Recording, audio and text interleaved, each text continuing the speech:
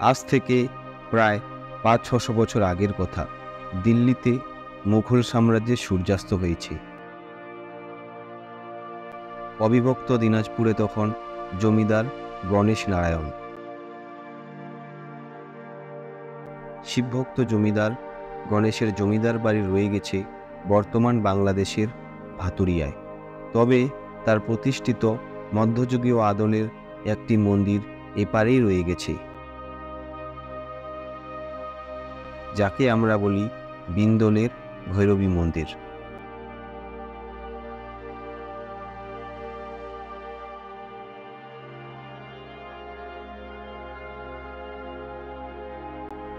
আগে ভারত বাংলাদেশ সীমান্তের এই এলাকায় প্রচুর ডাকাতির ঘটনা ঘটত।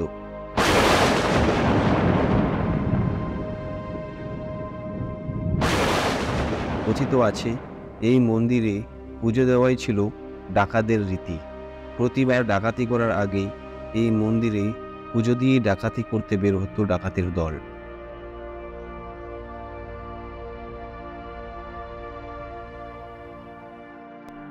উত্তর দিনাজপুরের সদর শহর রায়গঞ্জ থেকে ২৬ কিলোমিটার দূরে ভারত বাংলাদেশ সীমান্তে অবস্থিত বিন্দল। বিন নামের এক উপজাতি এই অঞ্চলে বসবাস করত। সেই থেকে এই অঞ্চলের নামকরণ হয় বিন্দল।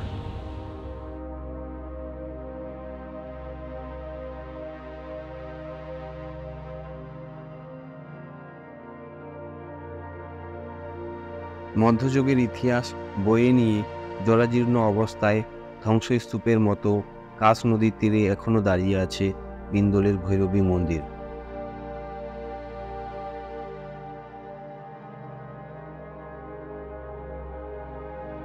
কথিত আছে এক পরম সাধিকা অত্যন্ত ভক্তি ও নিষ্ঠা সহকারে এই মন্দিরে ভৈরবের পুজো দিতেন, তাই তিনি এলাকায় ভৈরবী নামে পরিচিত ছিলেন। ভক্তদের বিপদ আপদের কথা সাধিকা তার সাধনার বলে আগেই তাদের জানিয়ে দিতেন। তার ফলে অনেক মানুষ বিপদমুক্ত হত। তার নামেই এই মন্দির ভৈরবী মন্দির নামে পরিচিতি লাভ করে। ২১ ফুট উঁচু ও ৭০ ফুট চওড়া মন্দিরটি চুন, সুরকি ও ইট দিয়ে তৈরি। মন্দিরের উপরে রয়েছে একটি গম্বুজ। ভিতরে রয়েছে প্রায় ৪ ফুট উঁচু অষ্টি পাথরের তৈরি ভৈরবী দেবীর মূর্তি, যার ভুজের সংখ্যা ১০টি।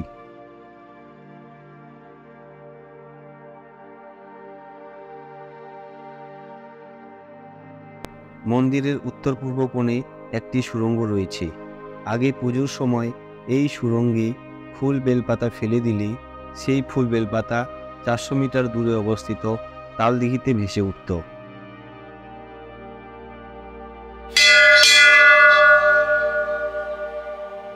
মন্দিরে প্রবেশের জন্য রয়েছে একটি ছোট দরজা, তবে নেই কোনো জানলা। এক সময় দেওয়ালের পোড়ামাটির কারুকার্য খচিত শিল্প নিদর্শনগুলি শোভাবর্ধন করত।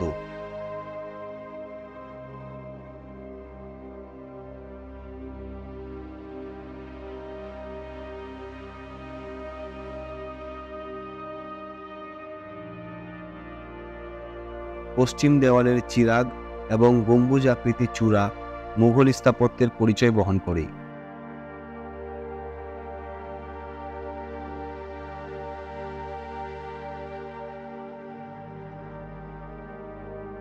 ইতিহাসবিদরা দাবি করেন মুসলিম আমলে মন্দিরটি নির্মাণ, তাই এর নকশায় মুসলিম দরগার আদল স্পষ্ট।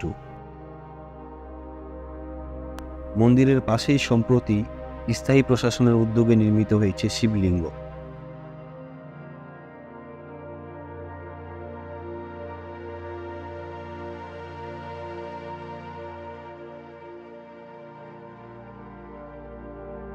বর্তমানে রাখি পূর্ণিমার দিন বাৎসরিক পূজা অনুষ্ঠিত হয় এই মন্দিরে।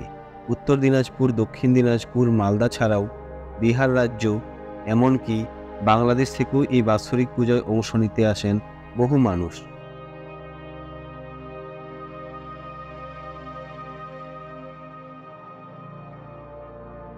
সাহিত্য সম্রাট বঙ্কিমচন্দ্র চট্টোপাধ্যায় মালদহ জেলার ডেপুটি ম্যাজিস্ট্রেট থাকাকালীন মন্দির চত্বরে ঘুরতে আসেন, খুঁজে ফেরেন এই মন্দিরের প্রাচীন ইতিহাস। আজ থেকে প্রায় 20 বছর আগে পশ্চিমবঙ্গ হেরিটেজ কমিশন মন্দিরটি অধিগ্রহণ করে, তবে প্রশাসনের উদাসীনতায় নষ্ট হচ্ছে মন্দিরটি।